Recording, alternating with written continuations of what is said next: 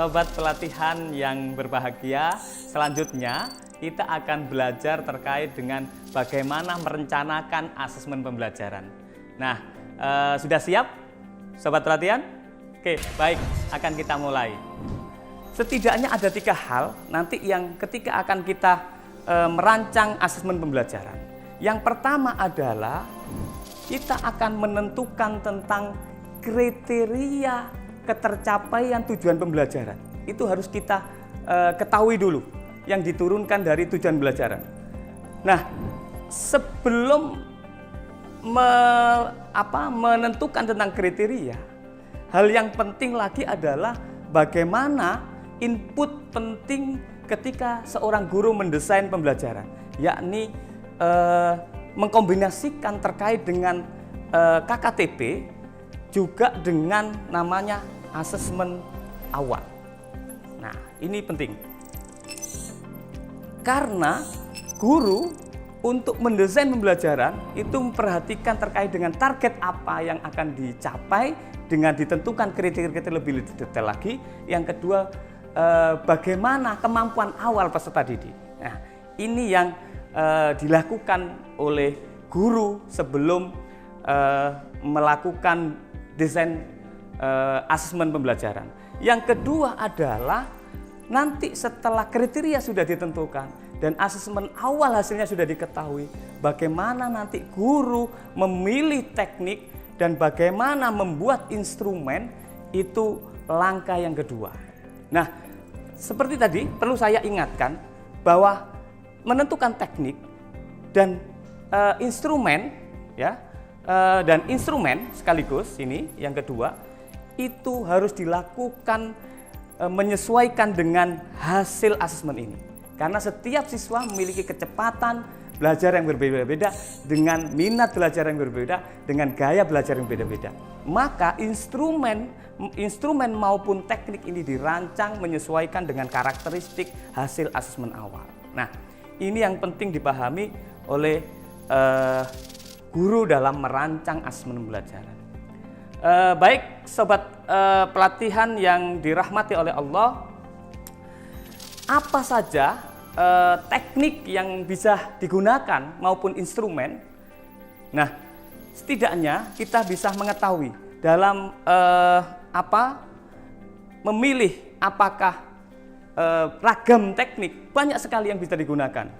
Teknik asesmen bisa observasi, ya, bisa kita melihat dengan performance test atau penilaian kinerja, kemudian tes tulis, ya ini, kemudian juga tes lisan dan portofolio. Saya kira ini kalau guru sudah menjadi suatu yang sangat familiar dengan berbagai macam teknik ini. Yang perlu saya tekankan adalah teknik-teknik ini dipilih oleh guru bukan dalam satu pembelajaran, tidak hanya satu. Karena ragam peserta didik yang banyak, maka guru dalam satu target pembelajaran maupun pencapaian tujuan pembelajaran bisa menggunakan ragam teknik yang berbeda-beda ini menyesuaikan dengan karakteristik peserta didik. Ini yang sehingga kurikulum Merdeka ini menekankan bahwa kewenangan ini diberikan seluas-luasnya kepada guru. Sobat pelatihan yang dirahmati oleh Allah, selanjutnya instrumen apa yang bisa digunakan oleh guru? Sama halnya di teknik, bahwa instrumen itu banyak yang bisa digunakan. Menggunakan rubrik, bisa menggunakan checklist, juga menggunakan catatan anekdot, dan juga menggunakan grafik perkembangan. Nah, keempat teknik atau yang lainnya ini juga sama. Tekanannya adalah kewenangan diberikan secara luas kepada guru. Tetapi bagaimana guru memanfaatkan berbagai macam rubrik instrumen asesmen ini untuk merespon keragaman peserta didik yang berbeda-beda tadi itu. Baik teknik maupun instrumen itu akan penting ketika guru memanfaatkan, menyesuaikan dengan namanya karakteristik peserta didik. Nah, ini penekanannya. Apakah instrumen maupun teknik yang digunakan adalah dalam rangka untuk merespon keragaman peserta didik. Jadi tidak tunggal begitu ya.